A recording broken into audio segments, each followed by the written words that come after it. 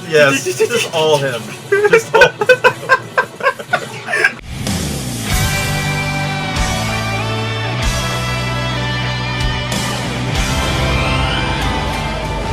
Hello there, everyone. Welcome back to Geeking Out. I'm yours truly, the Ig-mypigmeup here, and my boy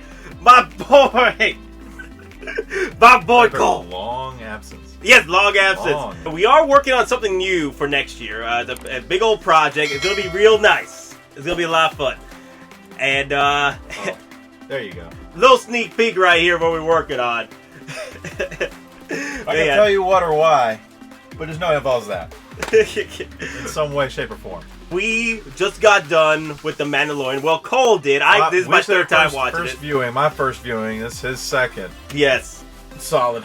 Rock solid. It is. This is easily a 9 out of 10 It is. me. Oh, yeah. It's just the first episode, too. Granted, we are coming from the fact that we freaking insulted with The Last Jedi. I loathe that film. And a lot of the fans out there do feel that way, that Disney dropped the ball on all Star Wars. Kathleen Kennedy dropped the ball. Kathleen Kennedy dropped the ball. JJ handed her the ball. She didn't know which way to run. She got tackled hard. That's what happened. And then there was a fumble, but JJ's like, no, I'll take the ball back. But here, come in, Kathleen. We'll both run it through the end zone together. No! That's not how you do it. This is how you do it. This right here is how you do it.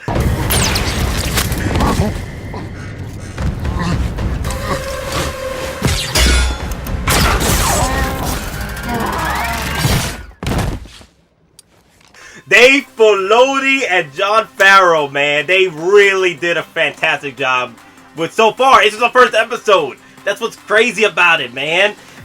Honestly, why wasn't this a movie? Stretch that out another 30 to 40 minutes, and that would have been a much better premise for another Star Wars story than Solo and Last Jedi combined. Last Jedi, and I'd argue even Force Awakens. Well, literally, the only one I can let pass is Rogue One, but even then, that was for a lot of people a lackluster storyline. But at least no, Rogue One. Out of all the Star Wars films that's come out so far, Rogue One stands out. But everybody loves the last 5 minutes. Those were like, yeah. If you've seen Rogue One, it's kind of dull. If you've seen Magnificent Seven, you've seen. Sorry, spoiler alert. If you've seen Magnificent Seven, you've seen Rogue One to an extent. But the last 5 minutes is what makes it perfection.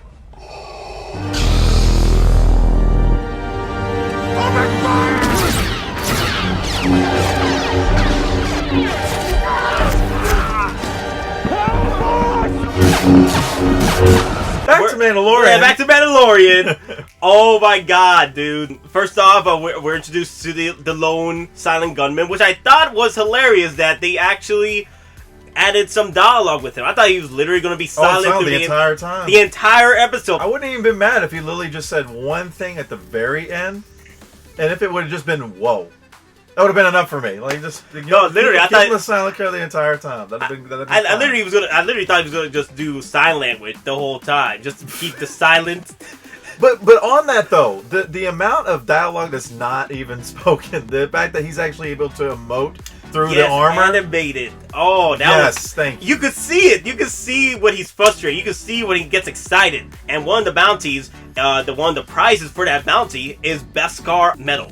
What creates the Mandalorian armor. And here's the thing, though. What's crazy is that they got the lore on point. I was like, we still don't have the books canon, which would help, but we're putting some of the stuff from the books already in. It's Filoni. Filoni's doing it. Filoni is transferring the stuff that he needs to get done. You know, Dave Filoni is literally the one that should have been the creative director this whole time.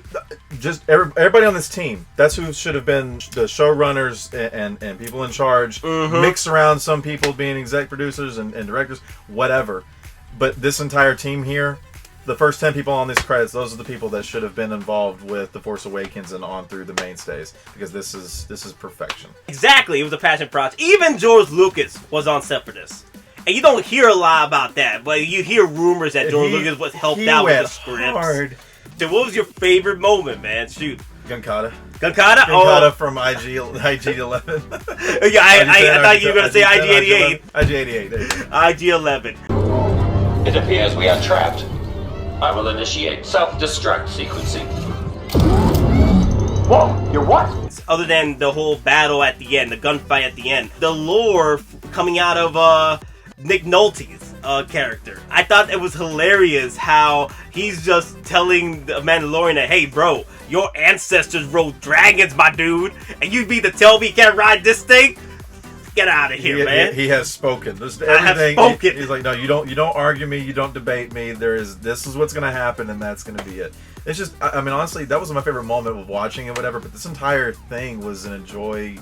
It was a joy to experience, because this is something that every single scene you saw someone gave a shit. I have spoken. It's gonna be perfect. The next few episodes are gonna be freaking fantastic as far as like trying to convey that information through the story and also the lore. There's a part where his payment literally goes on his shoulder.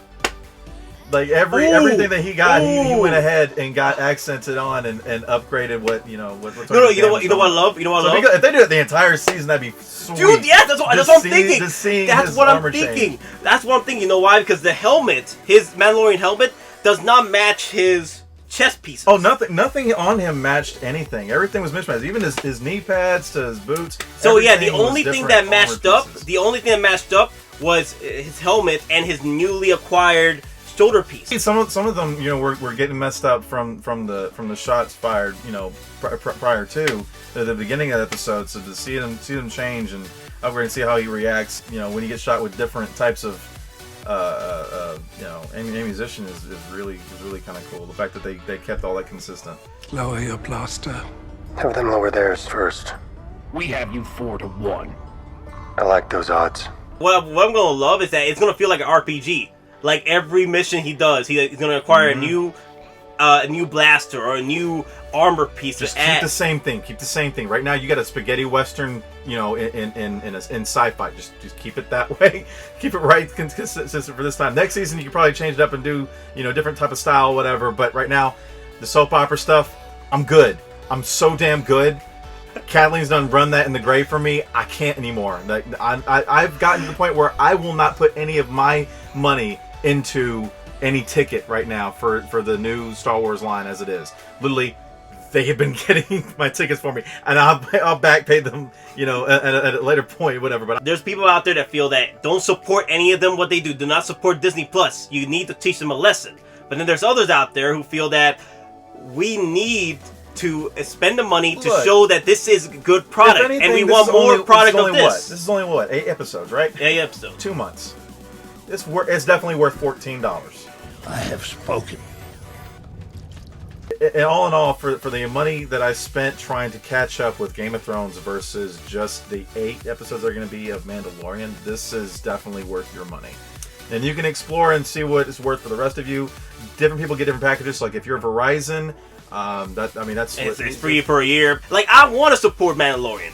This is what I want. This is what the fans want. But granted, I mean, you can wait until it all, you know, gets released either digital or on Blu-ray, whatever, and then you can just buy it that way and vote with your wallet that way. But I mean, there's a give and take to it. People that are involved with this project don't have anything to apologize for. That's true. That is true. Yeah. They don't have anything to say, you know what, we're our bad, because they weren't directly hiring Kathleen. They weren't directly hiring J.J. Abrams. They weren't putting those people in charge of all this. Whatever. This is what they wanted to do. This is anything. If anything, this is a slap of the face to them. And tell them, like, no, this is what you get when we listen to our fans. When we don't alienate half our audience, you know, saying that, oh, this movie isn't, or this program isn't for them, or this isn't supposed to be in support of them. Well, they did. I will say this though, they did fire Rian Johnson, even though he will always say that he has 3 movies on the way. I'm like, Ryan, you gone. I'm sorry, Ryan, you gone. No, I'm not even sorry. I'm glad you're gone, Ryan. Get out of my house, Ryan. Get out of my house. Actually, no. I like Rose, that she wasn't executed properly. How can you defend Rose? She was okay. No. She was okay. That they didn't do her right. I feel sorry for the actress, because that whole character was a waste of space. The whole character. The whole arc was a waste of space. The whole arc, exactly. No, but a waste of 40 minutes I will never get back. She's worse than a flat Coke. Okay, there's nothing worse. So you'd rather have the flat Coke? I'd rather flat Coke, because that will last for maybe like 5 minutes. She took 40 minutes of my life that I will never, ever get back. 40. And that's all. I will never rewatch these again just to even laugh at. This isn't The Room, okay? This isn't Birdemic. I can't laugh at that shit. That's right. I have spoken. Now, the big reveal at the end. Everybody was talking about this as far as like who was going to be. Was it going to be Boba Fett? Okay, the biggest slap in the face, the biggest fuck you would have been if it was a Jedi. If it ended up being a Force user. Like if they started having rocks floating around them or whatever, that would have been as bad as that would have been. That would have been a direct slap in the face. Was Last Jedi? No. We have a Last Jedi in here. It was a Baby Yoda! Baby Yoda! Baby Yoda! What he's gonna do with it? What? You think he's gonna turn in the bounty? Or I don't think he will. I don't think he will because the Mandalorian. We showed a little bit of his backstory where he was a foundling and his foundling and his family were destroyed during the Clone Wars. But either way, Mandalorians, they taken everybody. Everyone is Mandalorian. If you're taken with them, you're adopted into the family. You are a Mandalorian. It's literally like watching Strider. Like this is a movie that if take Lord of the Rings out and take the ring out of the situation, or whatever. If this kind of feels like once Aragorn was kind of left out to his own devices, this is what the kind of project that he would be involved with. This would be the kind of things that he'd be doing. Either way, he wants to keep Yoda, the baby Yoda, alive because he killed IG-11. Which I will say this much: are we gonna get another IG-11? Because I am not gonna spend $300 on a stick on a hot toy IG-11 if he only lasted for an episode. I'm not gonna spend $300 on a stick. Literally, he's a stick. He's just a stick with two blasters. That's what the hot toy version has. If anything, you come up with the one model, whatever, and every episode that he gets another upgrade or something like that, next little small package. It's that's easy marketing. I know they're gonna come out with another Mandalorian because he's gonna have his full armor at the end. They're gonna have the full armor version. I'm like, I want to get both. I like the Iron Man suit, man. Just have different ones. They're pushing. They're gonna not be just different little pieces. I want to see like whole different sets. They're gonna be right now. pushing. He's in Ratchet, just the bare bones. I mean, like literally the opening when he just says, "No, I don't want droids. No, I don't want the nice speeder." Like, sure? That was funny though. Convenience. No, that piece of shit. I'll pay you to shut the fuck up and give me what I asked for. Okay, I mean your call, dude. Whatever. Hails up this piece of shit speeder that just can't even run hardly. I'm still gonna be skeptical though. You still got 7 episodes to keep up this, and you started out very strong. So don't let up. And another thing, thanks to Mandalorian, you're pushing me to buy more merchandising. I have not bought any of the new Star Wars merchandising. Nothing. Just be careful. Still, I know this isn't Benioff and Weiss, but still be careful. I still be careful. I don't want you to go under because I'm still trying to sell. Episodes end up being worse than season 8 of Game of Thrones. I'm still trying to sell my Game of Thrones. That's not a bar you want to set for yourself. Nobody wants that. Nobody ever wants that.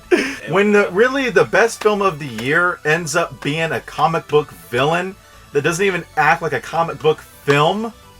Yes, I'm talking about Joker. There's something to be said about this. No, you know what's hilarious about that?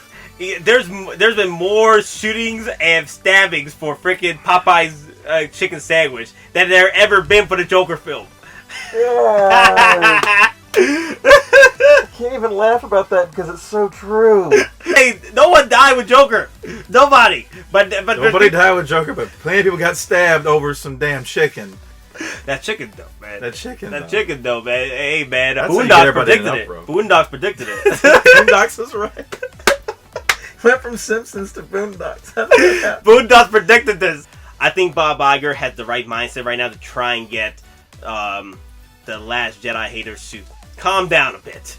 Because something to distract us from the movie that's about to go on. Yes, Rise of Skywalker. You see how that got timed, right? Oh yeah, we have one good. We have the last of the trilogy coming up. We're not going to do a trilogy for a long time. Whatever. This is going to be it. This is the epitome. I don't know what's going to happen. You didn't like it? Well, I mean, here's something. Here's something. I know what's going to happen. This and everybody else take that. I have spoken. I'm just hoping, please, for the love of God, Dave Filoni, please, for the love of God, Jon Favreau, you guys included a lot more IG-11 because I don't want to spend $300 on a stick! Literally really, I don't want to spend $300. If he introduces like one, but each one of them have like a little bit of a character to it, that'd be even better. A different IG-11, like in each episode. Even if they all die within each episode, whatever, but they bring something a little new to the table. First one gave us Gunkata. The next one's just a smart ass. The next one's just a scared, little C-3PO clone.